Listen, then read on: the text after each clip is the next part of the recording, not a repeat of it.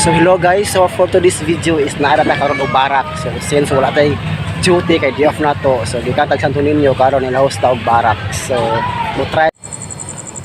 So karon guys, kuyugi ko ninyo og manglaag data di ay since wala man tay duty kay di off na to, so mga duta og Santo Niño day mo laos ta og barak. So panalagsa na kay ta makalaag since atong last week wala kay ta nakalaag kay na busy ta sa trabaho og dili sabot nga taga day off makalaag ta. So karon piyugi ko ninyo is pabiyahe pa ta payong Santo Niño. So dugay jud ko nakalakaw kay I'd rather choose jud nga moadto ko og Santo Niño nga hapon kay kung udto man gulis init kayo kana siya is around alas 3 na siya, quarter to 4 na siya.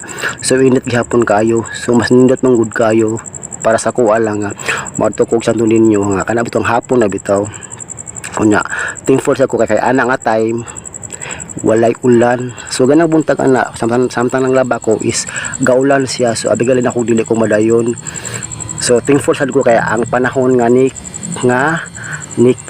nakiayon sa tuwa. So maskin panalagsa lang good, so dapat mga itaog blessings nga atong nadawat kasi Lord butan di ka sa tuwa. So dapat maskin unsa pa ang natabo sa tuwang panginaadlaw, so dapat dili jud to kalimtan si God sa atong panginabuhi. So sa atong adlaw og dinhi wala kayo taw good kanang medyo linda kayo ang taw. So mas hayahay kayo ang pamati kay dili bitaw kayo hasol bitaw, dili kay hangtaw una kanay diri gamay ra pud kay ang nalagkot. So mga bilang ra jud kayo ang taw og ang panahon ani nindot jud kayo no. So makita nato nga dako kay space, so wala may misa ng orasa good.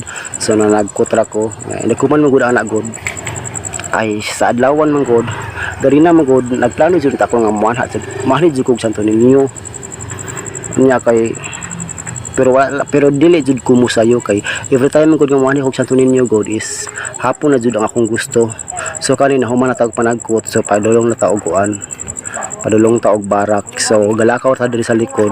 So hapon na ni siya mga alas 5 na, ang mga alas 4 na siguro ni kapin siguro. So kay kita naman diri wala tay kauban, so pwede naman. So wala kayo traffic unya. May gani pud kay wala may gani sad kay ani nga time wala na sad sa ni ulan. So dinhi sa barracks is kung nangita gani ka og lugar gani nga medyo masatisfied ka nya medyo barato ra sad, daghan kayo dili mapalit nga mga turo-turo, mga pungko-pungko o kana mga kuan ko sa mga kilid good nga affordable na kayo. Kay kaning barracks man gud kay daghan kayong klase nga pagkaon nga pwede nimo makita nga affordable na kayo, magbarkada, magpamilya, maskin pag ikaw ra isa. So kani padulong na sa sulod og diri nimo makita ang klase-klase nga mga pagkaon no, na naka-food nga naka-food stalls siya, klase-klase lang talang klase-klase lang jud, depende lang jud nimo kung asa og unsay mong gusto. Og diri atong target is adto ta sa litson kay sa 299 nimo is makapalit ka og litson. So nasa 3 ka puso no, 3 ka puso dayon abusoy dinuguan, alin na ng dinuguan dayon og isa ka soft drink. So ako nagpili ko, ako nag-additional ako isa ka puso ani nga time kay basig makulangan ko ba ka ang puso ang gud dili mo gud ka sa anak kadagko gud nagahi mo nang gahion ang puso nga kani siya dari mao ni ang litson. Sa ang primero tong gyung na is dili ni sa ani litson, so mao ni ato isa ka coke. So as you can see is upat ni sa kapuso kaya nag-additional mo isa ka puso ug mao ni ang litson. So gamay pa lang gihatag, so pwede na makamobalik ug kani mao ni ang tawagan niya dinuguan. ug kani day nagsugo na ta og hab-hab kay medyo gutom lang jud ana nga time jud. So dahan kayong tao dila kanina, so naglisod ta og video, naglisod ta og move, naglisod ta og pa-refill.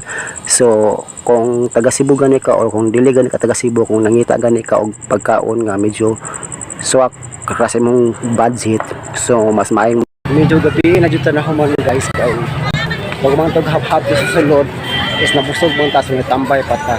So karon padulong na ko ulit, so galakaw ra ko. So gabi na jud siya mga around alas 6 sa siguro ni sa gabi. Goodbye guys.